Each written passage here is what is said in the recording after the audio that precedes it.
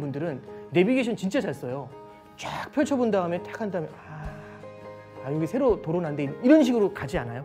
드디어 3프로TV에서 오건영 부부장의 경제 강의가 출시됐습니다. 가끔씩 택시 운전기사님들이 가려고 그쪽 가지 마시고 일로 가시라고 이렇게 하지 않아요? 네, 그게 저는 포인트라고 봅니다. 저는 저 같은 사람들을 그렇게 쓰셔야 된다고 봐요. 이 사람이 하고 있는 로직, 그리고 이 사람들이 앞에 일어나는 이슈들에 대해서 정리해 주는 거 있죠. 그래서 이런 걸 통해서 제시해 주는 뷰 같은 것들, 이런 시나리오들, 이런 것들을 좀 보시는 게 되게 중요해요. 전문가들을 쓰시는 가장 좋은 방법은요, 그 사람이 주고 있는 뷰에 대해서 한번 같이 종합적으로 보시는 게 되게 중요해요. 그 사람들은 그 길에 대해서 가본 적이 있는 사람들이에요. 3프로TV 경제대학 오건영의 경제를 보는 눈, 신규 출시 기념 8월 31일까지 얼리버드 특가로 만나보시죠. 지금 바로 영상 아래 댓글을 확인하십시오.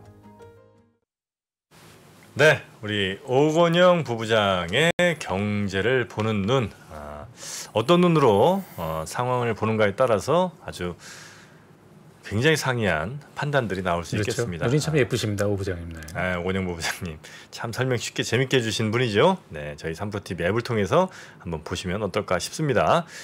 자, 그러면 이제는 예고해드린 대로 원자재 그렇죠. 커머더티라고 하는 이쪽은 또 어떤 눈을 통해서 우리가 봐야 되는가, 이분을 통해서 한번 오늘은 보도록 하겠습니다. 대신증권, 큰데 믿을 신, 큰 믿음이겠죠. 대신증권의 김소현 책임연구원과 함께하겠습니다. 어서 오십시오. 네, 안녕하세요. 반갑습니다. 네, 반갑습니다. 오랜만에 뵙습니다. 네. 한 2달 조금 안 됐을까요? 네, 거의 한 달 반? 한 달 반 정도. 같아요. 그렇죠. 네. 지난 보셨을 때 그 사내 행사에 가수가 마음에 안 들었다고 그때 아닙니다. 네. 회사에 강한 건의 주셨던 기억이 에일리가 웬 말이냐? 지난 얘기니까. 그렇죠, 그렇죠. 네. 다음 행사가 또 있을 거니까요. 네. 자, 그래서 이제 오늘은 어떤 원자재, 역시 기름이 제일 관심이긴 합니다만 어떻게 전체적으로 네. 한번 보고 기름 볼까요? 어떻게 할까요? 네, 기름이 아무래도 가장 키포인트이지 않을까 네. 싶은데요. 왜냐면 유가가 또 지금 90달러대까지 이제 하락을 해서 네. 90달러 밑을 하회를 하기 때문에 이제는 추세적으로 유가가 지금 약세장에 들어선 거 아니냐라는 논란이 있을 정도로 아직 지금 유가도 약간 맥을 못 추고 있어서 관련해서 좀 집중적으로 말씀을 드려야 할 것 같아요. 네. 유가 얘기부터 한번 들어보겠습니다. 네. 유가가 지금 현재 몇 달러입니까? 90달러 아래로 갔죠? 네, 유가 추이를 보면은 제가 그래프를 화면을 가지고 왔는데, 네.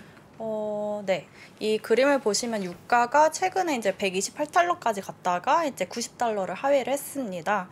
그래서 이제 지금 유가가 이렇게 하락하게 된 배경이 이제 여러 가지가 있을 텐데 가장 키 포인트는 아무래도 수요 쪽 이슈가 가장 큰 것 같아요. 그래서 수요 쪽에서 지금 이제 생각보다 이제 글로벌 경기가 이제 둔화될 거다라는 그런 것들도 있고, 그리고 이제 지금이 이제 미국 쪽 드라이빙 시즌도 돌입이 되고 있는데 지금 현재 진행 중인데도 이제 미국 쪽에서도 이제 가솔린 수요가 생각보다 부진하다 보니까는 이제 수요가 이제 본격적으로 둔화되는 거 아니냐라는 우려들이 지금 유입이 되고 있는 상황이고, 실제로도 그럼 가솔린 수요가 좀 중요할 것 같아요. 지금 가솔린 수요 추이를 보면은 지금 현재가 한 2020년, 그러니까 코로나가 발생했던 팬데믹 수준보다도 지금 하회를 하고 있는 상황이거든요. 팬데믹 때보다도요? 네, 지금 그래서 생각보다 이제 가솔린 수요가 적다. 그러면은 이게 왜 이렇게 적냐라고 했었을 때 상대적으로 제가 봤을 때는 이제 가솔린 가격이 워낙 높게 유지됐던 것들이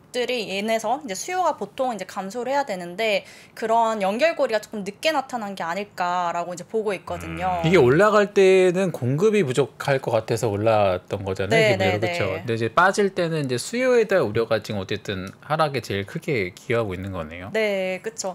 지금 이제 원래는 이제 가솔린 가격도 뭐 5달러를 이제 미국에서는 상회를 했었었는데 그때 당시에 했었던 정부 정책들을 보면은 생각보다 이제 수요를 계속해서 이어나갈 수 있는 정책들을 펼쳤어요. 뭐 예를 들어서 유류세를 인하를 한다든지 아니면 이제 유가를 안정시키기 위해서 바이든 정부 자체에서도 뭐 전략 비축유 방출도 하고 이제 오펙 쪽에서도 이제 압박을 주고 쉘 기업들에게도 압박을 주는 식으로 조금 어떻게든 간에 수요는 계속 이어나가게끔 하려고 하는데 이제 이게 이제 지금부터 이제 조금 그런 효과가 나타나는 게 아닐까라고 생각을 하고 있고 네. 저는 그러니까 이거를 지금 현재의 추세 이제 두 가지로 이제 해석을 할 수 있을 것 같아요. 그러니까 첫 번째로는 이렇게 이제 생각보다 이제 가솔린 가격도 솔직히 지금도 이제 2008년 수준처럼 이제 높은 수준이거든요. 그러니까 떨어지긴 했지만은 고점 대비 한 20% 정도 7월 달에 비해서 떨어지긴 했는데 고점 대비로 했었을 때는 지금 2008년 수준보다는 이제 아직까지도 높은 수준이고 그 말은 즉슨 이제 수요가 더 빠질 수 있는 요인도 남아 있다라는 걸로 첫 번째로 해석을 할 수도 있을 것 같고요. 두 번째로는 어떻게 보면 4, 4분기를 바라보는 시점도 조금 달라진 게 아닐까라고 보고 있어요. 그러니까 저는 기존에는 3분기에 이제 계절적인 수요가 이제 유입이 돼서 유가가 조금은 올라갈 수 있는 그림이 나타났다가 4분기에는 이제 계절적인 수요가 이제 빠지면서 조금 유가가 안정화될 것 같다라고 생각을 했었었는데 3분기에는 계절적인 수요는 어떤 수요들이죠? 대표적으로 이제 휴가철 드라이빙 시즌으로 해서 이제 휘발유 쪽에 대한 수요가 이제 유입이 되고 차를 타고 네. 장거리 이동이 많아지니까. 네. 그런 것도 있고 이제 뭐 항공 쪽 이제 해외 여행도 있고 이제 지금 에어컨처럼 이제 냉방 쪽에 대한 수요도 있는데 그러니까 원유 쪽 수요에서는 대부분이 이제 그런 자동차 쪽 수요입니다. 한 60%가 특히 미국 쪽에서는 자동차가 차지할 만큼 높은 그 비중을 차지하고 있기 때문에 그런 점에서도 저는 이제 계절적인 수요가 세게 유입이 될 것 같다라고 봤었지만 그게 이제 기존 전망이고 네. 새롭게 보시는 전망은 어떻습니까? 그래서 이제 새롭게 보는 전망은 이제 생각보다 이런 계절적인 기대감이 별로 유입이 되지 않았기 때문에 4, 4분기에 계절적인 수요가 빠져서 이제 유가가 조금 빠지는 그런 모습은 또 이제 나타날 가능성은 좀 적어지지 않았을까. 먼저 빠졌다. 네, 먼저 빠졌다라고 생각을 하고 있어서. 계절적 수요가 없다는 얘기는 이제 휴가철에 차를 안 탄다는 얘기인가요? 그렇죠. 지금 이제 휴가철을 이제 상대적으로 뭐 비행기를 이용하는 사람들도 많아진 상황이기도 하지만은 과거에 비해서 이제 자동차를 덜 사용을 하고 또 일각에서는 이게 전기차 얘기도 나오더라고요. 그러니까 전기차 사용량이 많아져서 가솔린 수요가 이제 줄어든 거다라고 이제 얘긴 하지만은 저는 아직까지는 지금 이런 현재의 그런 상황을 놓고 보았을 때는 그러니까 유가 그리고 이제 결국엔 가솔린 가격이 워낙 높기 때문에 이제 미국 소비자들이 이제 덜 여행을 휴가를 덜 가는 상황이지 않을까라고 이제 보고 있습니다. 네. 그 이동량 자체가 좀 줄었다고 봐야 된다는 거죠? 네, 그렇습니다. 어쨌든 간에 수요 입장에서는 우리가 상반기에 봤던 것보다는 좀 둔화될 만한 흐름들이 보인다. 뭐 네. 이렇게 정리하면 될까요? 네. 그렇습니다. 네. 그러니까 지금 이제 휴가철 시즌도 그렇고 이제 매크로 지표 단으로 놓고 보았을 때도 산업 생산 뭐 미국이랑 유럽 쪽에서도 이제 약간씩 이제 부진한 모습이 나타나기 시작을 했고 특히 이제 중국 쪽도 조금 저는 염려가 되는 상황이에요. 그래서 중국 쪽도 이제 어떻게 보면은 이제 중국의 원유 수요를 볼 수 있는 지표로서 이제 보는 게 원유 수입량을 이제 원유의 보는데, 수입량, 그쵸. 네, 그 지표도 최근 들어서 보면은 전년 동월 대비로 했었을 때는 10% 떨어진 상황이어서 네. 조금은 중국 쪽도 생각보다 강하게 올라오진 않네라는 그런 시그널 때문에 조금은 염려스러운 상황이긴 합니다. 미국은 차를 안 타고 네. 중국은 원유 수입 자체를 좀 줄이고 있고. 네. 그럼 저희가 어쨌든 수요 입장에서는 뭔가 둔화에 대한 우려들이 있는데 어쨌든 상반기에 유가가 한 130분 근처로 갔던 가장 큰 논리는 이제 공급 쪽에 대한 네. 우려들이었잖아요. 그 공급 쪽 상황은 어떻게 정리되고 있습니까? 저는 공급 쪽은 여전히 불확실성이 높은 상황이다라고 이제 보고 있습니다. 그러니까 우선은 가장 키가 이제 러시아 쪽에 대한 원유 생산 차질이었는데, 그렇죠. 솔직히 이쪽에 대한 공급 불확실성은 조금 어느 정도는 완화되었다. 그리고 어떻게 보면은 생각보다 차질량이 많지 않다라는 요인들도 결국에는 유가를 이제 떨어뜨리는 요인으로 작용을 했다라고 이제 보고 있거든요. 생산량에 차질 없다는 얘기는 누가 샀다는 얘기잖아요. 그쵸, 네. 근데 누가 다 사갔을까요, 그거를? 보통 지금 이제 생산량 자체는 떨어졌는데 수출은 거의 이제 유사한 수준으로 유지를 했고요. 그렇죠. 지금 중국이랑 인도 쪽에서도 많이 사고 있고, 중국과 인도에서. 네, 그리고 이제 그게 통계치에 잡히지 않아서 약간 제3국으로 갔다가 이제 다시 다른 국가로 이제 유입되는 식으로 약간 블랙마켓이 어떻게 보면은 형성이 돼서 수출량은 그대로 이제 유지가 되고 있다 보니까 이제 생각보다 러시아 쪽에 대한 공급 차질은 높다라는 것도 조금 유가를 떨어뜨리는 요인 중에 하나이지 않았나라고 이제 보고 있습니다. 네. 앞서서 그 중국이 수입량이 좀 통계적으로는 줄었다고 말씀하셨는데 그게 이제 위원님 뷰대로라면 네. 러시아 통해 들어왔던 블랙마켓 수급이 정식으로 수입되는 물량을 줄였을 가능성도 있을까요? 저는 그러니까 러시아 쪽에 대한 그 원유 수입량은 절대적으로는 줄진 않았을 것 같아요. 그러니까 네. 최근에 흐름을 놓고 보았을 때는, 그러니까 러시아 수출량을 놓고 보았을 때는 중국이랑 인도 쪽에 조금 주춤하는 모습은 보이고 있는데, 그러니까 상대적으로 러시아의 그 원유가 워낙 싸기 때문에 그 다른 유종에 비해서 이제 메릿이 훨씬 높다라고 이제 보고 있고. 그래서 이제 조금 요새 나오는 얘기가 이제 또 사우디랑 러시아 간에도 이제 경쟁이 시작이 됐다. 특히 이제 인도 시장에서도 이제 워낙 사우디 같은 경우엔 최근에도 이제 공식 판매 가격을 높게 측정을 하다 보니까는 가격 측면에서도 러시아가 더 우위에 있는 상황이고, 실제로도 사우디도 러시아 원유를 수입을 하기 시작을 했거든요. 네. 그러니까 워낙 이제 자기네들 자국 내에서 이제 원유를 쓸 때는 싼 러시아 원유를 이제 수입을 하고 비싼 건 밖으로 네, 팔고. 네 그런 식으로 하다 보니까 대부분의 나라는 공통적으로 벌어진 현상이에요. 네. 좋은 건 수출하고 조금 안 좋은 건 내수를 갖고 오고. 네.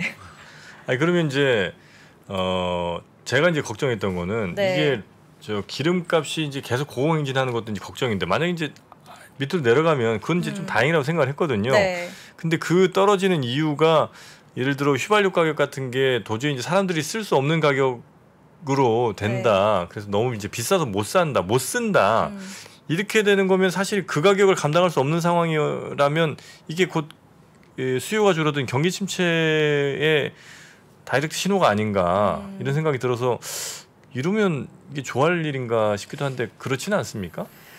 저도 염려가 되는 부분이 그런 부분이고, 또 실제로도 이제 시티 쪽에서도 이제 유가가 연말에 $65까지 떨어질 수 있다라고 예상을 했는데, 네. 그게 어떻게 보면은 글로벌 금융위기 때 상황까지를 이제 고려를 한 것 같아요. 과거에 이제 경기 침체가 발생했었을 때 유가가 통상적으로 30에서 40% 정도 떨어졌었는데, 만약에 이제 $100 정도 수준이라고 하면은 30-40% 떨어진 게 한 $60 정도 수준이잖아요. 그러니까 시티에서는 그 정도 수준을 이제 염려를 하고 있는 것 같다라고는 저는 생각을 하고 있는데, 네. 아직까지는 저는 그런 급락 유가가 이제 급락하는 상황에 대해서는 아직까지 그 가능성을 열어두고는 있지 않은 상황이거든요. 그러니까 원유 수요로 인해서 유가가 조금은 진정은 될 수 있는데, 기본적으로 저는 공급 쪽이 하방선을 지지를 할 것이다라고 이제 보고 있는 상황이어서, 그러니까 수요단으로 인해서 그러니까 유가가 급락하는 그런 시나리오는 아직까지 보고는 있지 않습니다. 우선 첫 번째로는 유가가 그렇게 떨어지려고 하면은 수요가 급격하게 떨어져야 돼요. 네네네. 그러니까 과거에 이제 2008년이 이제 수요발 쇼크로 유가가 떨어졌던 유일한 사태였는데, 그때 당시를 보면은 이제 원유 수요가 2년 연속으로 감소를 했습니다. 그러니까 그 말은 즉슨, 그러니까 올해도 원유 수요가 전년 대비 감소를 해야 되고, 내년도 이제 전년 대비 올해에 비해서 이제 수요가 떨어지는 모습을 봐야 되는 건데, 아직까지는 그런 거를 이제 좀 바라보기는 조금 이르지 않을까라고 이제 보고 있는 상황이고, 실제로도 이제 그런 IEA, EIA, OPEC 같은 에너지 기관들도 네. 보수적으로 지금 경기에 대한 그런 상황들을 판단을 해서 이제 시나리오별로 해서 이제 원유 수요를 이제 예측을 전망을 했는데, 그래도 올해는 그리고 내년에는 원유 수요는 그래도 늘어나긴 할 거다라고 이제 예상을 하고 있는 상황이고, 그리고 저도 이제 조금 그래도 이제 최근에 중국 쪽 얘기를 아까 말씀드렸는데, 중국 쪽이 조금 부진하긴 하지만은 그래도 어떻게든 간에 중국 정부 차원에서는 이제 경제 성장률 어떻게든 간에 조금 확보를 하기 위해서 재정 확대 정책을 펼 수밖에 없는 상황이다 보니까는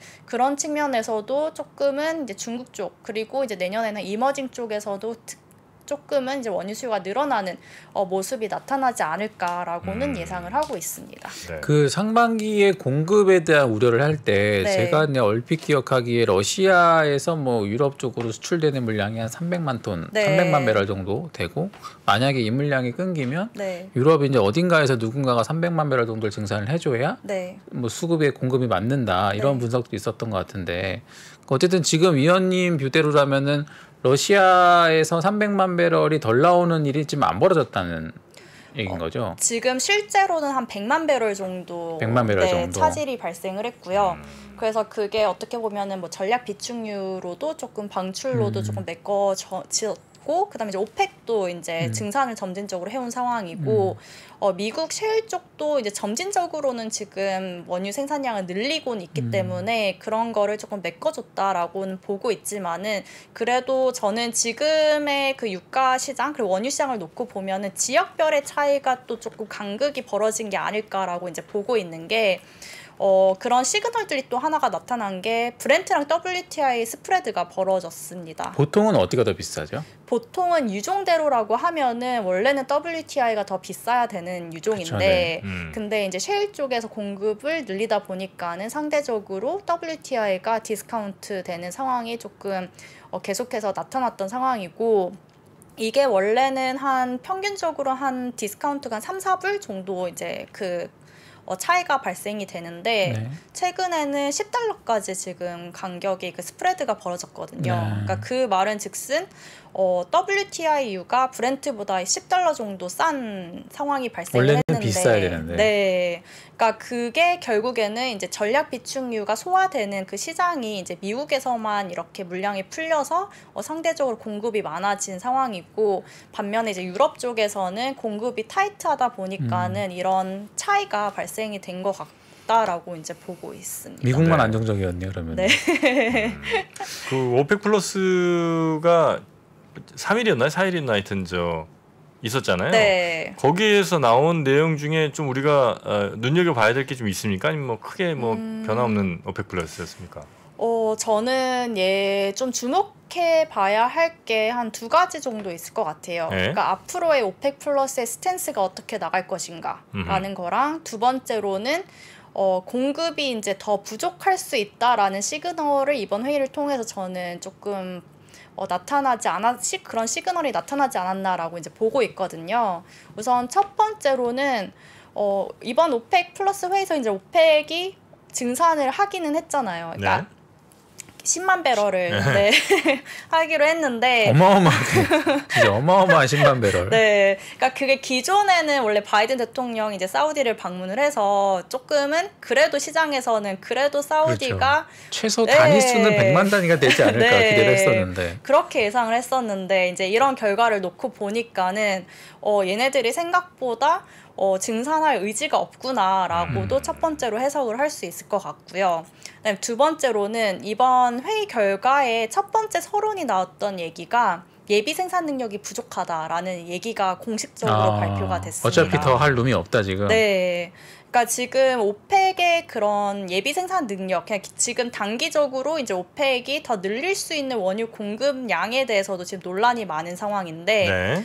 기간마다도 지금 그 차이가 조금 있어요. EIA 같은 경우, 미국 에너지부 같은 경우에는 한 300만 배럴 정도 수준이다라고 이제 예상을 하고 있는 상황이고, 근데 이제 블룸버그는 뭐 한 370, 80 이렇게 보고 있는 상황인데, 그 숫자가 진짜 약간 의미 있는 숫자일까라는 것도 이제 조금 의문이 되고 있는 상황이고. 네. 블룸버그도 잘 모르는 것 같아요, 진짜. 대충 엑셀에다가 두드려 보는 것 같아 그냥. 그러니까 이게 유전이라는 게 조금 그러니까 그 유전이라는 个성격 자체가 조금 판단하기 어렵더라고요. 예를 들어서 사우디 같은 경우에도 그러니까 아람코 상장 때 약간 대표적으로 나타났는데, 아람코가 제일 가지고 있는 큰 유전이 이제 가와르라고 해서 전 세계에서 가장 큰 유전이거든요. 네. 그게 이제 나타낼 수 있는 예비 생산 능력이 한 570에서 80만 배럴 정도 생산할 수 있을 거다라고 처음에는 그렇게 알려져 왔는데, 실제로 이제 아람코 상장할 때 평가받은 그 양이 한 350 정도로 이렇게 떨어진 상황이다 보니까는 약간 지금 가지고 있는 유전들도 이제 생각보다 그 능력이 좀 떨어지고 있구나라고도 이제 볼 수 있을 것 상장 같아요. 때 구라치는 거는 어느 나라 증시나 비슷하네요. 실제는 더 기대를 많이 했는데 IPO 밸류 올려야 되니까. 네, 그쵸. 우리 기름 더 많이 네. 남아 있어라고 얘기해놓고 높은 밸류 받고서 실제로 보니까 상장 이후의 전망을 하향했다는 거죠. 많이 보던 그림 아닙니까? 네. 그런 것들이 일단 더 많은 추가 증산을 하긴 좀 어렵게 만든 요인이 될 수도 있고요. 그렇죠, 네. 네. 그 다음에는 또 뭐 어떤 이유들이 좀 있습니까? 아 그럼 그거 한번 여쭤볼게요. 네. 바이든 대통령이 네. 어쨌든 기름값 해결하겠다고 사우디를 갔잖아요. 네, 결과적으로 유가는 떨어졌는데 네, 사우디는 아무런 액션이 없지 않습니까? 네. 이 방문은 성공한 겁니까? 실패한 겁니까? 위원님 보시니까. 정치적인 판단까지 내립니까 이제? 아니, 그냥 저는 뭐 궁금해서 그냥 조금 더 깊게 보시니까. 네.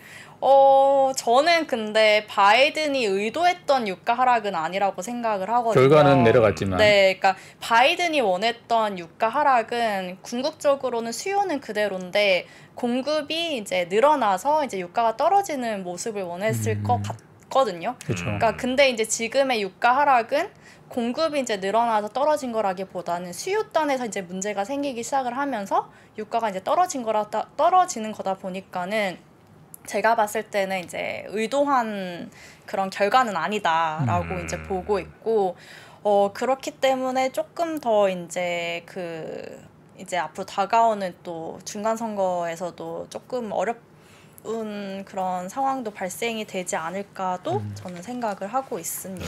어쨌든 수요와 공급에 대한 얘기를 쭉 들어봤는데 뭐 혹시 지금 뭐 원유 재고 추이라든가 네. 뭐 이런 것들의 흐름은 좀 어떤 편인가요? 지금? 제가 그림을 가지고 왔는데 네. 그러니까 대표적으로 이제 원유 재고를 놓고 보았을 때는 OECD 원유 재고랑 이제 미국 원유 재고를 같이 봅니다. 네네. 그러니까 OECD 원유 재고는 이렇게 오펙이 이제 회의 결정을 할 때 보는 참고하는 지표다라고 이제 보시면 되실 것 OECD 같은데. 원유 재고는 OECD 국가들이 전체 합산으로 보유하고 있는 재고일 거고. 네, 그러다 보니까 이제 월간 단위로 이제 보통 발표를 하는데 이 재고가 3월부터 이제 증가를 하기 시작을 했습니다. 그러니까 증가했다라는 거는 결국엔 수요보다 상대적으로 공급이 많은 국면이 3월부터 나타나기 시작을 했다라는 걸로도 이제 해석을 할 수 있기 때문에 지금 시장이 생각보다는 이제 공급이 타이트한 시장은 아니다라고도 볼 수는 있지만은 그래도 지금 현재의 그 시점, 그러니까 재고의 수준 자체가 역사적으로는 그래도 낮은 수준을 유지를 하고 있기 때문에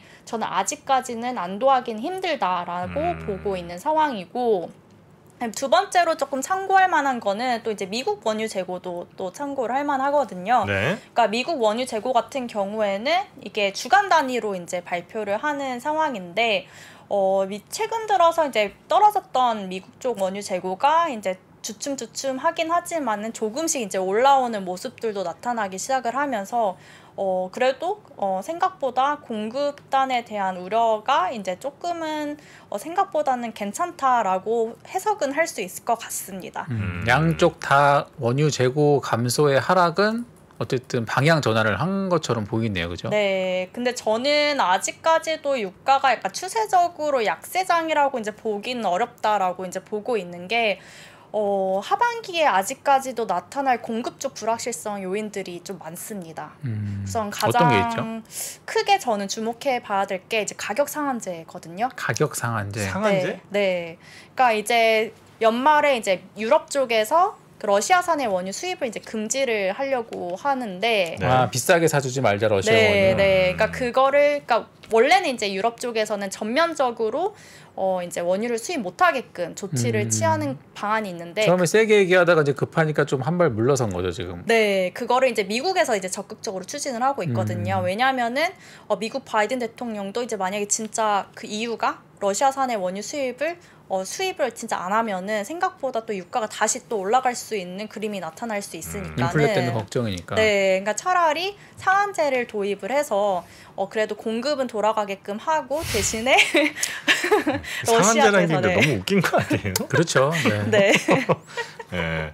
네, 그래서 이제 그게 그것도 자기네 저는, 나라 네. 가격 상한제가 아니라 남의 나라 원유를 상한제 한다는 게 그나라가 얼마에 팔지를 어떻게? 그렇죠. 참 사실 이게 말이 되는 건가 싶긴 한데. 네. 그래서 저는 그게 또 불확실성으로 조금 보고 있는 게 러시아 쪽에서 반발을 할 가능성이 저는 좀 크다라고 생각을 하고 있거든요. 실제로 네. 이런 얘기가 나왔을 때도 이제 이런 가격 상한제를 하겠다라는 국가들한테 자기네들이 이제 원유를 수입을 안 하겠다. 주겠다. 네, 네. 이미 발표를 했기 때문에 그게 실시할 수 있는지 여부가 일단 첫 번째로는 제일 중요한. 그러니까 가격 상한제 반발하는 러시아가 네. 공급을 줄여버리면 어쨌든 유가가 다시 상승할 수 있을 만한 요인이 된다 이런 얘기죠. 네, 그게 저는 어떻게 보면은 지금 천연가스 시장에서도 조금 그런 모습이 이제 조금 미리 맛보기로 약간 보여진 게 아닐까라고 생각을 하고 있거든요. 그러니까 지금 노르드스트림 파이프라인도 원래 이제 보수 끊겼다가 이제 처음에는 40%까지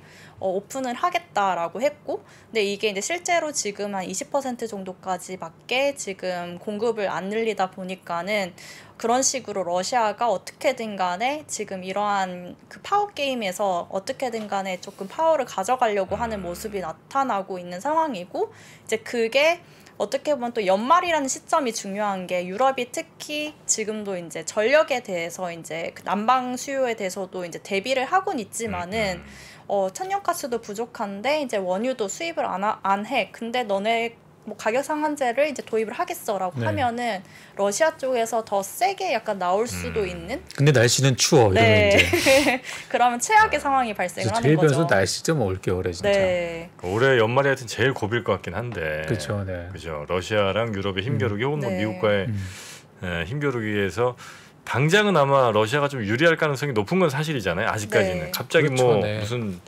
천연가스 무슨 저 항구를 막 만들 수도 없는 거고 그 사이에. 오펙이 뭐 과감하게 10만 배럴 증산하는데요. 뭐 좀 네. 기름 나올 데가 없다는 거 확인했기 때문에. 네. 그래서 뭐 그 전략 비축유 방출은 계속 할 수 있는 겁니까? 뭐 이게 기간이 좀 정해져 있습니까? 지금 10월까지 전략 비축유 10월까지. 네, 그것도 그럼 방출을 11월 하고 이후에는 뭐 유가에는 좀 불안 요인이 될 수 있겠네요. 네, 그게 또 불안한 요인인 게 저는 지금 봤었을 때 또 미국 쪽에서는 또 남아 있는 게 어떻게 보면 날씨랑 관련인데 허리케인 시즌이 또 돌입을 하거든요. 네. 그러니까 지금 허리케인이 보통 7월에서 11월 통상적으로 나타나는 상황이고, 근데 보통 피크가 지금 이제 8월부터 한 10월 정도라고 이제 보시면 되실 것 같고, 작년에도 허리케인 아이다 때문에 실제로도 원유 생산 시설 그리고 정제 시설 그리고 관련된 시설들이 셧다운 됐고, 원유 생산량도 그러니까 기존의 수준까지 회복하는데 2달 정도 시간이 걸렸거든요. 미국 셰일 쪽에서도. 그러다 보니까는 올해 허리케인도 염려가 되는 상황인데, 근데 그게 또 마침 전략 비축유 방출이 멈추는 시점이랑 또 같이 이제 이렇게 맞물려지다 보니까는 그런 점도 염려가 되는 상황이고, 근데 특히 지금 이제 미국 기상청이라든지 그런 허리케인 예보 센터에서는 이번에 올해 엄청 예년보다도 이제 역사적으로도 강력한 허리케인이 조금 올 것 같다라고 예상을 하고 있는 상황이어서 좀 그런 것들도 이제 원유 시장 보시는 분들도 그런 걸 고려를 해야 되지 않을까라고 생각을 하고 있습니다.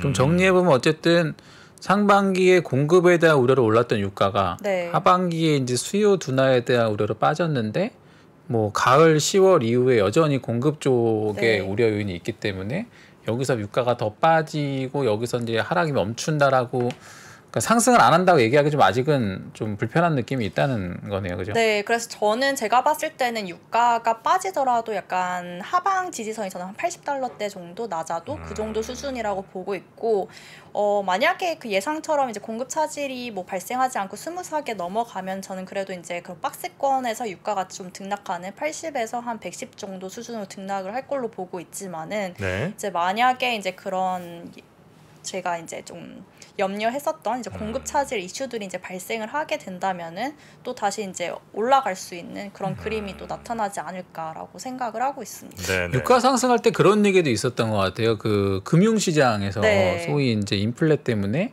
좀 이 수익을 해지하기 위한 소위 저희가 투기적 자본이라고 하죠. 그 자본들이 이제 커머디티 쪽으로 쏠리면서 네. 오히려 가격 상승을 더 부추겼다 이런 주장들도 있었는데, 네. 그 위원님 보실 때 그 투기적 포지션들에 대한 뭐 데이터 흐름들은 좀 어떻게 바뀌고 있습니까? 제가 데이터도 아마 들고 왔었을 텐데 네.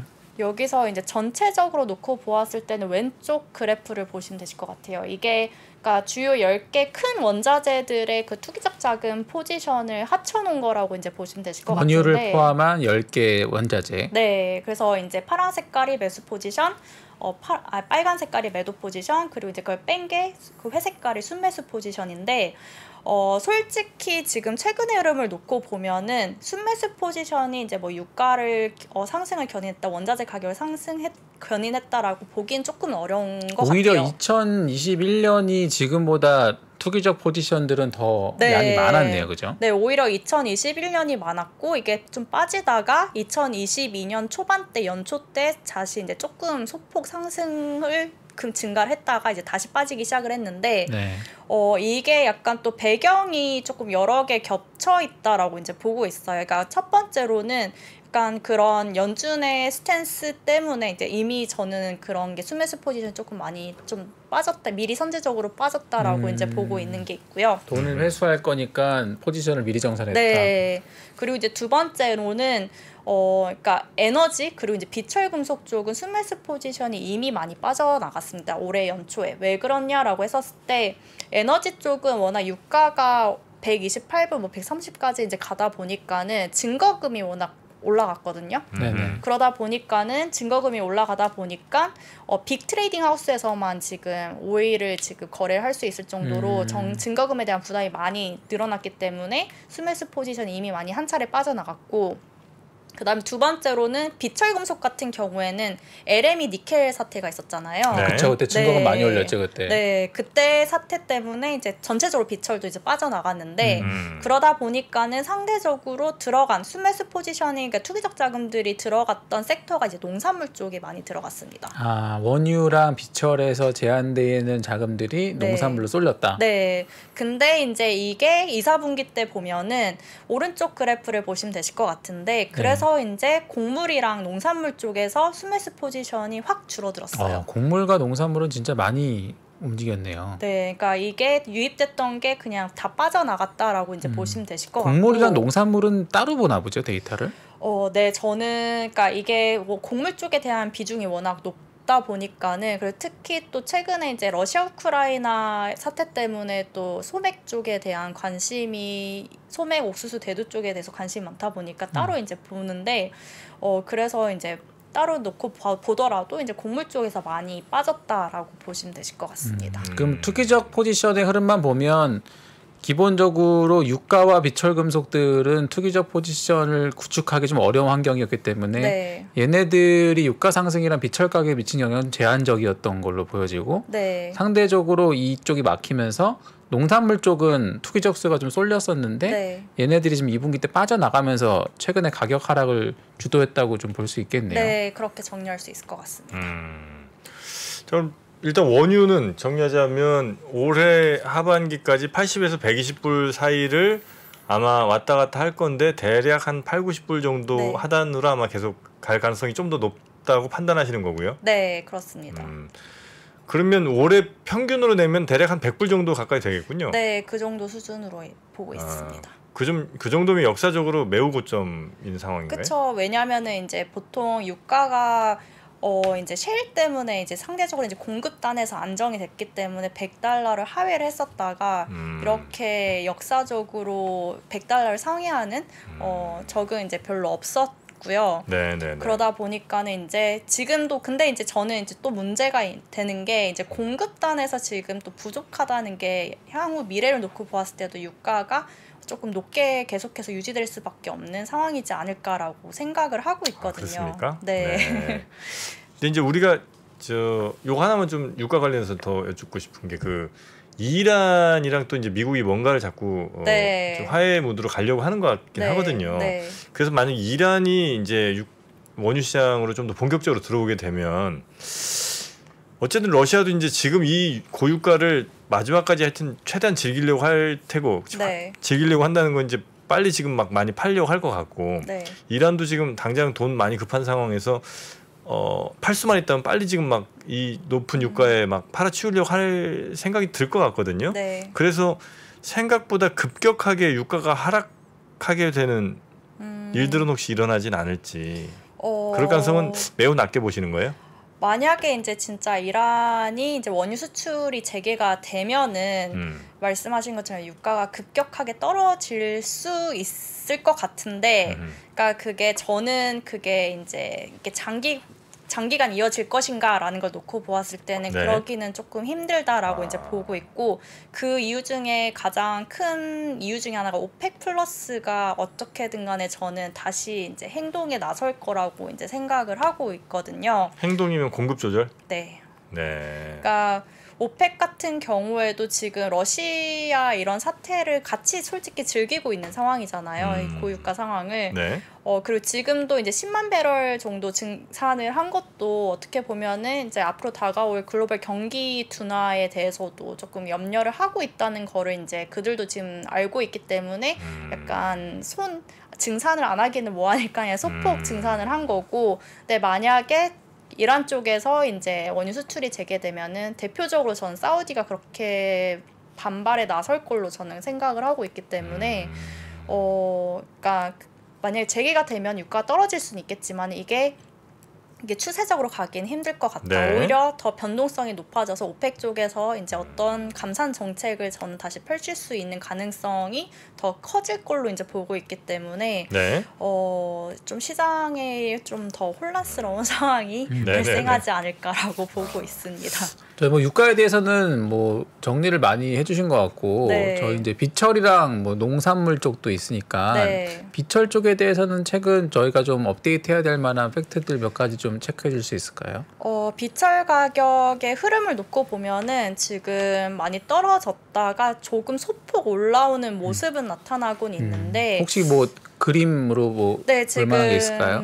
그 제가 왼쪽 그래프는 이제 비철 가격을 이제 2020년 1월 1일을 100을 기준으로 해서 그림을 그린 건데 보시면은 이제 대표적으로 이제 구리랑 알루미늄, 그러니까 파란 색깔이랑 초록 색깔 선을 보시면 되실 것 같은데 지금 3월 달부터 계속 떨어지기 시작을 했고요.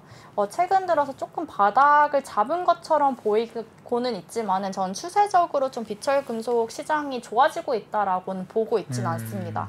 그러니까 최근에 이제 비철 금속 쪽에서 조금 가격이 올라오는 요인들을 살펴보면은 첫 번째가 이제 공급 쪽이 좀 공급 쪽이 타이트하다라고 이제 보고 있는데, 뭐 대표적으로 이제 구리 같은 경우에는 뭐 칠레나 페루 쪽 광산 쪽에서 지금 실적 시즌이다 보니까는 네. 그런 생산량도 이제 발표가 되고 있는데 생산량이 부진하다라는 것 때문에도 지금 좀 공급 쪽이 타이트하다.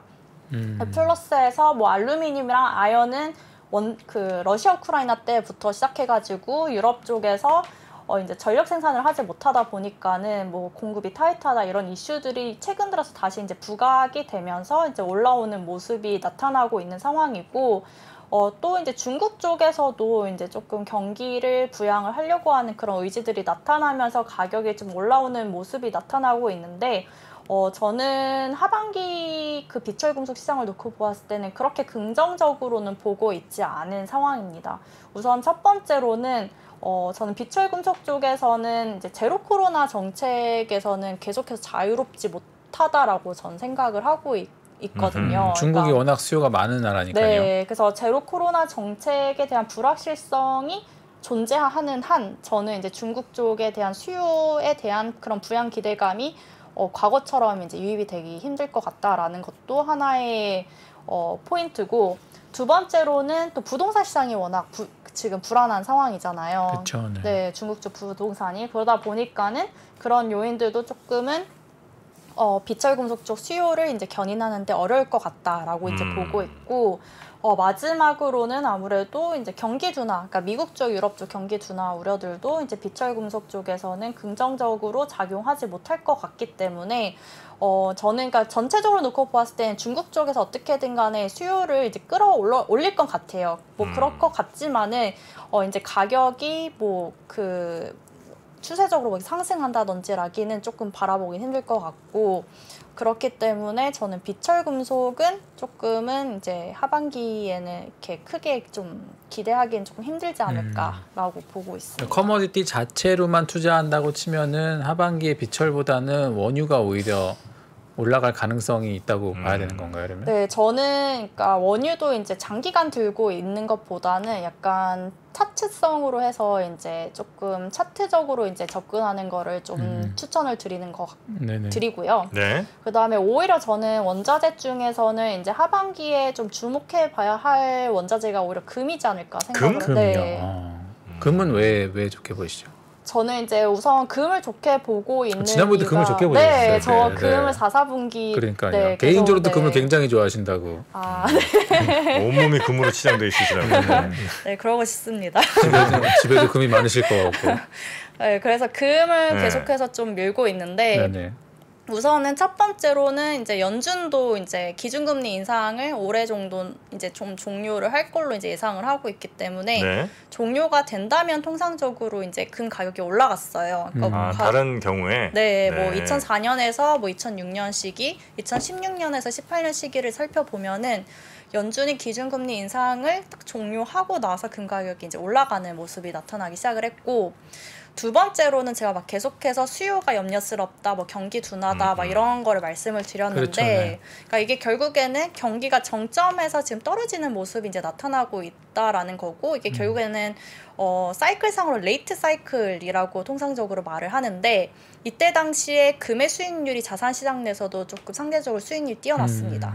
그러니까 그런 것도 좀 고려를 하고, 그 다음에 세 번째로도 이제 금 가격이 지금 계속 부진했던 게 달러 강세가 워낙 강했기 때문인데 그렇죠, 네. 이것도 조금은 저는 좀 진정될 가능성이 있지 않을까라고 보고 있는 상황이고, 네. 마지막으로는 안전자산에 대한 수요는 더 늘어나지 않을까라고 생각을 하고 있거든요. 그러니까 러시아 우크라이나 사태도 있지만은 최근에 또 이제 중국 대만 쪽도 이제 지정학적 리스크가 이제 불거지고 있는데, 그러한 요인들도 이제 금 쪽에는 좀 투자 매력도를 높이는 게 아닐까라고 생각을 하고 있습니다. 그러니까 네, 금 네. 자체가 어떤 뭐 산업적인 수요 증가나 이런 게 움직인다기보다는 네. 자산의 한 축의 측면에서 달러 강세가 조금 진정되면 금이 좀 늘어날 수 있고, 네. 그다음에 전반적으로 좀 뭐 경기에 대한 우려가 커지면 금이 늘 수 있기 때문에 네. 비철 쪽에서는 제일 좋게 보신다는 거네요. 네, 그래서 상대적으로 이제 저는 그러니까 비철은 대표적으로 이제 경기 민감한 원자재라고 이제 봐야 되는데, 그렇죠, 네. 네. 상대적으로 좀 안전자산에 대한 수요가 조금 견인이 될 걸로 보고 있고, 그 대표적으로 이제 금이 조금 그 매력도가 있지 않을까라고 보고 있습니다. 지금 대략 어느 정도 합니까? 금 가격이? 지금 조금 올라서 1,780달러, 온스당 1,780달러 온스당. 정도. 네. 그 정도면 좀 이렇게 저렴한 편인 건가요? 그쵸, 네. 그러니까 1,700 워낙 달러면. 지금 원래는 한 1,900달러대, 뭐 2,000달러대까지 갔다가 떨어진 거라 보니까는 네. 제가 생각하고 있는 금 가격 레인지에서도 거의 하단에 위치해 있곤 있습니다. 아, 그렇습니까? 네. 제가 이제 5년 10년 그래프를 한번 지금 살짝 좀 보니까 네. 싼 건가 싶기도 한데, 예를 들면 2016년에 한 1,000달러 정도였었고요. 네. 그 다음에 이렇게 쭉 그 다음부터 이제 올라와서 네, 한 맞습니다. 2,000달러 찍고 이제 지금 거기서 뭐 좀 왔다 갔다 하면서 지금 한 1,700, 1,800달러 정도 하는 것 같은데, 이 정도면 짧게 보면 저점이지만 좀 길게 보면 여전히 높은 수준 아닙니까? 저는 그러니까 구조적으로 금 가격도 좀 하방선이 많이 올라갔다라고 생각을 하거든요. 네. 이게 대표적으로 이제 아까 제가 말씀드렸던 것처럼 2016년에서 18년이 이제 미국이 기준금리 인상을 종료를 한 이후로 이제 금 가격이 올라갔고, 네. 그리고 가장 구조적으로 크게 달라진 게 어떻게 보면은 그 각 정부의 재정 적자 수준, 그러니까 재정 확대 정책을 그때 이후로 계속 돈을 풀다 보니까는 상대적으로 이제 유동성이 많아진 거잖아요. 그러니까 시중에는. 그러니까 그러다 보니까는 상대적으로 이제 그런 요인들로 인해서도 이제 금이 조금 매력을 받을 수밖에 없는 상황이고, 그 다음에 이제 상대적으로 이제 그때 당시랑 지금 현재랑 조금 달라진 거를 따지면은 이제 안전자산에 대한 수요도 조금 많이 좀 증가한 게 아닐까라고 생각을 하고 있어요. 네. 그래서 그때 지금부터 이제 그때 당시에 또 뭐 트럼프 대통령 때도 뭐 중국과의 이제 무역 분쟁도 있었던 상황이고, 그때 지금도 뭐 러시아 우크라이나 전쟁, 그 다음에 뭐 중국과의 미국 간도 그렇고 이제 그런 이슈들이 이제 있다 보니까는 안전자산에 대한 성격이 그래도 이제 계속 이제 조금 과거보다는 높아진 게 아닐까라고 싶습니다. 네. 네네네. 금이랑 은과의 지금 뭐 비례 관계는 좀 어떻게 유지되고 있습니까? 지금 그 보통 이제 금이랑 은 가격 비율로 놓고 이제 비교를 해 보면 지금 한 89달러 정도 수준이고, 은 가격이 지금 아마 18, 19달러 정도 수준밖에 되지가 않아요. 그래서 저는 그래도 이제 금을 더 은보다 선호를 하는데 그 이유가 이제 은은 상대적으로 이제 산업재 비중이 높다 보니까는 산업재가 어떻게 크니까. 네 그러다 보니까는 조금은 이제 비철금속 금 중간의 성격이 있다 보니까는 저는 그러니까 안전자산 측면에서 이제 금을 추천을 드리고 있는 거기 때문에 그런 측면에서는 은은 그렇게 별로 추천을 드리고 있지 않습니다. 어떤 분은 그런 의견도 있는 것 같더라고요. 이게 금과 은이 항상 일정 비율의 비율을 갖고 움직여 네. 왔는데 그 역사적인 평균으로 보면 현재 은의 비율이 좀 저평가되어 있는 거 아니냐. 네. 그래서 오히려 지금은 은을 사는 게 좀 더 유리할 것 같다는 의견들도 제가 얼핏 봤던 것 같거든요. 네, 맞습니다. 그러니까 그렇게 보는 게 저는 상대적으로 그러니까 그런 흐름들도 놓고 보았을 때도 조금 금의 가치가 과거보다 조금 달라진 게 아닐까라고 저는 오히려 생각을 하고 안전자산의 있거든요. 성격이 강해졌기 때문에. 네. 그래서 은 같은 경우에도 통상적으로 이제 은 가격이 조금 아웃퍼폼하는 시기를 보면은 경기가 거의 저점을 찍고 좀 올라오는 시점에 이제 은이 빠르게 올라오기 시작을 하는데 지금은 약간 그런 경기 사이클을 일단은 아닌 상황이고 그리고 이제 뭐 경기가 저는 이제 뭐 그 회복 그러니까 일단 첫 번째로는 이제 그게 경기 사이클 상에서 이제 은이 저는 매력도가 없다라고 이제 보고 있는 상황이고요. 그리고 두 번째로는 상대적으로 저는 그러니까 결국에는 이제 은이라는 것 자체가 차트적으로는 그렇게 트레이딩은 할 수 있지만은 뭐 새로운 수요라든지 뭐 공급이 부족하다든지 뭐 그런 이슈가 없기 때문에 네. 뭐 그런 새로운 이슈가 없기 때문에 그러니까 역사적인 그런 걸로 이제 수렴하기는 조금 힘들지 않을까라고 보고 있습니다. 네네네. 아 저는 이제 금은 솔직히 잘 모르겠어요. 금은 네네. 네. 그러니까 과거에는 네. 어쨌든 이제 근본이제 뭐 이럴 땐 당연히 금의 가치라는 게 뭐 어마어마하게 중요한 상태인 거고 그러다가 이제 뭐 전쟁이라든지 여러 격변 이런 상황에서는 어느 나라 돈이 어떻게 될지 모르는 상황이니 제일 안전한 금 들고 있어야 되는 이 인식이 있었을 것 같아요. 네. 근데 지금은 금을 정말 내 몸에 두르는 그 용도가 아니라면 금을 내 자산으로 갖고 있는 게 의미가 있나? 차라리 그냥 뭐 하다못해 미국 채권을 갖고 있으면 미국 망할 것 같으면 뭔가 하여튼 금 갖고 있어도 뭐 다 망하겠죠. 그러니까 차라리 그냥 미국 채권 들고 있는 게 이자라도 네. 받으면서 네. 그게 더 낫지 않나? 그럴 수 있겠네요. 네, 그래서 금이라는 게 과거처럼 정말 무슨 의미가 있나? 혹은 뭐 예를 들어 어딘가 숨겨놓고 가치 교환 수단으로서 내가 이걸 좀 갖고 있으려는 욕심이라면 차라리 뭐 비트코인 갖고 있는 게 더 나을 것 같기도 하고요. 금이라는 게 이제 과연 정말 의미가 있는 금속인가 싶은 생각이 이제 저는 가끔 들거든요. 혹시 미국 국채를 사고 계십니까 최근에? 저요? 저는 안 사죠. 그렇습니다. 저는 10% 미만 움직이는 것들은 쳐다보지 않습니다. 그러니까요. 네. 네. 정프로님 생각하는 안전자산은 무엇입니까? 제가 생각하는 안전자산, 네. 저는 인생은 안전하지 않다. 일단 제가 제일 안전하고요. 내가 방송 활동이 가장 안전하다. 그게 제일 안전이고. 나의 목소리, 네. 나의 진행. 그 이상 없습니다. 네. 네, 여러분은 안전자산 정프로의 저녁 라이브를 보고 계십니다. 네. 하여튼 뭐 그래서 금을 일단은 지금 이제 좋게 보시는 네. 그런 상황인 거고. 물론 이제 그 생각이 있어요. 이제 댓글창에 지금 정프로가 금 싫어하는 거 보니까 금이다. 뭐 이런 댓글이 있습니다 지금. 이런 젠장.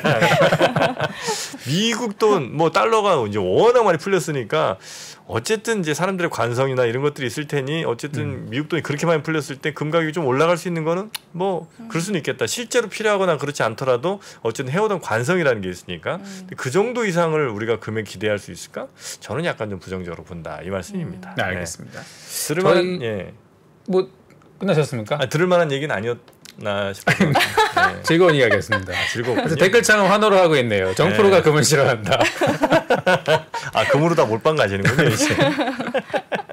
저희 그 곡물 얘기를 좀 뭐 마지막으로 한번 들어보면 네. 좋을 것 같은데 네. 뭐 그 곡물 쪽은 아까 뭐 투기적 자금들은 많이 빠져나가고 있다라고 언급 주셨는데 네. 전체적인 뭐 시황이나 전망들은 뭐 어떻게 보고 계신가요? 곡물 같은 경우에도 저는 전반적으로 조금 안정세는 찾았다라고는 보고 있습니다.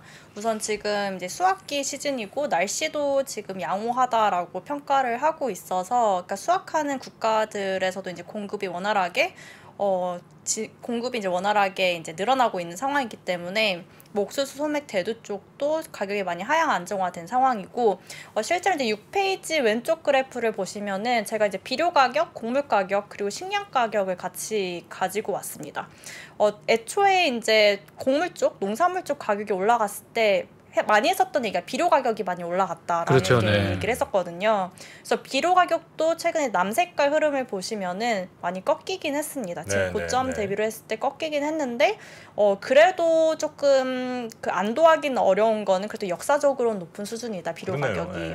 그리고 또 염려가 되는 거는 러시아가 아직까지도 이제 비료 쪽에서는 이제 주요 수출국이고 러시아가 어떻게 보면 통제를 하고 있는 상황이기 때문에 이런 측면에서도 비료에 대한 공급이 생각보다 이제 늘어나고 있다고는 하지만은 이게 과연 추세적일까라는 걸 놓고 보았을 때 그래도 안도하기는 어렵다라고 생각을 하고 있고 또 이제 천연가스 또 이제 에너지도 가격도 이제 비료는 엮여져 있기 때문에 그렇죠. 저는 아직까지는 조금 이제 이렇게 추세적으로 보기는 힘들지만 그래도 고점에선 어느 정도 이제 좀 안정화된 게 아닐까라고 보고 있는 상황이고요. 그리고 이제 오른쪽 그래프는 이제 곡물 쪽 대표적인 이제 옥수수, 소맥, 대두 가격을 가지고 왔는데 지금 보시는 것처럼 이제 옥수수, 소맥, 대두도 가격이 많이 하향 안정화된 상황입니다. 특히 이제 소맥 쪽에서도 이제 소맥이 이제 가격이 하락폭이 큰데 이제 그 우크라이나 쪽에서 이제 소맥에 대한 공급이 이제 풀리기 시작을 하면서 이제 진정이 되기 시작을 했는데 저는 그래도 아직까지는 이제 전쟁이 이어나가는 한 조금 이게 추세적으로 보긴 조금 어렵다라고 생각을 하고 있어서 조금 트레이딩적인 측면에서는 조금 아직까지 농산물은 좀 손을 안 대시는 게 오히려 낫지 않을까라고 생각을 하고 있습니다. 그러니까 그런 이슈들에 따라서 이제 어떻게 또 이제 갑자기 변동할 수도 있는 이슈다 보니까 지금은 이제 우크라이나 쪽에서 뭐 물류 쪽에서 뭐 터키 쪽에 이제 그런 배를 실어서 이제 공급이 늘어나고 있는 거는 맞지만은 이게 갑자기 러시아 쪽에서 폭격을 할 수도 있는 상황이고, 그렇죠. 네, 그러니까 어떻게든 간에 저는 러시아가 원자재 시장에서 특히 파워를 가지고 있기 때문에 이거를 이제 러시아가 어떻게 사용하느냐가 관건이다라고 생각을 하고 있기 때문에 조금 이게 추세적으로 이제 가격이 안정화됐다라고는 보기는 어렵다라고 보고 있습니다. 네. 상반기에 곡물가가 한참 올라갈 때 네. 일단 뭐 기본적으로 러시아, 우크라이나에서 뭔가 뭐 생산이 좀 덜 될 거라고 네. 봤던 것 같고 또 뭐 그때 한참 뭐 어느 나라에서 뭐 가뭄이 들어가지고 뭐 봄밀이 어쩌고 네. 뭐 겨울밀이 들러고 뭐 이랬었는데 네. 최근에 그 밀 작황에 대한 어떤 뭐 변화들은 어떻게 코멘트들을 하고 있나요? 지금 이제 미국 농무부가 이제 매달 그런 수급 전망 보고서를 발표하고 이번 주에 또 발표를 하거든요. 네. 근데 저널의 그 보고서에 따르면은 밀 쪽, 그러니까 결국에 소맥 쪽에 대한 그 공급은 여전히 부족한 상황은 맞습니다. 공급은 부족하다. 네. 옥수수랑 대두 쪽은 공급이 많기 때문에 옥수수랑 대두는 좀 네. 남고 네, 그러니까 밀은 왜냐하면 모자라고. 네, 옥수수 대두가 이제 러시아 우크라이나 비중이 상대적으로 적고 남미에 대한 비중 그리고 미국에 대한 비중이 높은 상황인데 네. 남미 쪽에서 이제 공급이 늘어날 것 같다라고 이제 대표적으로 보고 있어서 남미의 작황이 좋다라고 네, 보는 거군요. 그래서 소맥과 대두는 공급이 조금 충분히 있다라고 이제 보고는 있는데 소맥 같은 경우에는 타이트합니다. 전년 동월 대비로 했을 때 기말 재고를 놓고 보았을 때 한 4점 후반대 정도 떨어질 걸로 오히려 보고 있어서 네. 저는 그래서 오히려 또 소맥이 너무 언더슈팅 된 게 아닐까, 가격이 너무 많이 빠진 게 아닐까. 그렇죠. 가격이 뭐 거의 반토막 났잖아요. 네, 지금. 그렇지 않을까라고 생각하는 게 수급적으로는 타이트할 걸로 보고 있고 또 전쟁이 장기화될수록 이제 우크라이나 쪽에서도 농사를 이제 더 못하는 상황이 발생을 하다 보니까는 네. 그런 게 이제 가시화가 되면은 오히려 다시 이제 공급 차질 이슈가 더 불거질 수도 있다라고 생각을 하고 있어서 소맥 같은 경우에는 조금 더 지켜보자라고 네. 말씀을 드리고 싶습니다. 소맥을 선호하신다. 네. 네, 알겠습니다. 좋습니다. 역시 소맥이죠. 네. 소맥이죠, 네. 네.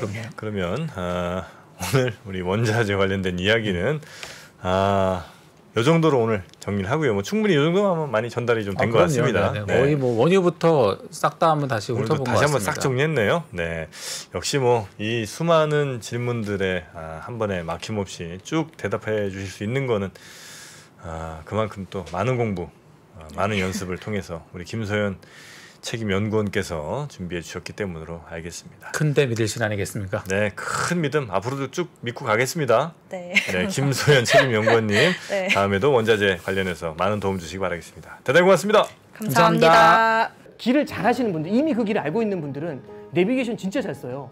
쫙 펼쳐본 다음에 탁 한 다음에 여기 새로 도로 난데 이런 식으로 가지 않아요? 드디어 3프로TV에서 오건영 부부장의 경제 강의가 출시됐습니다. 가끔씩 택시 운전기사님들이 가려고 그쪽 가지 마시고 일로 가시라고 이렇게 하지 않아요? 네, 그게 저는 포인트라고 봅니다. 저는 저 같은 사람들을 그렇게 쓰셔야 된다고 봐요. 이 사람이 하고 있는 로직, 그리고 이 사람들이 앞에 일어나는 이슈들에 대해서 정리해 주는 거 있죠. 그래서 이런 걸 통해서 제시해 주는 뷰 같은 것들, 이런 시나리오들, 이런 것들을 좀 보시는 게 되게 중요해요. 전문가들을 쓰시는 가장 좋은 방법은요, 그 사람이 주고 있는 뷰에 대해서 한번 같이 종합적으로 보시는 게 되게 중요해요. 그 사람들은 그 길에 대해서 가본 적이 있는 사람들이에요. 3프로TV 경제대학 오건영의 경제를 보는 눈 신규 출시 기념 8월 31일까지 얼리버드 특가로 만나보시죠. 지금 바로 영상 아래 댓글을 확인하십시오.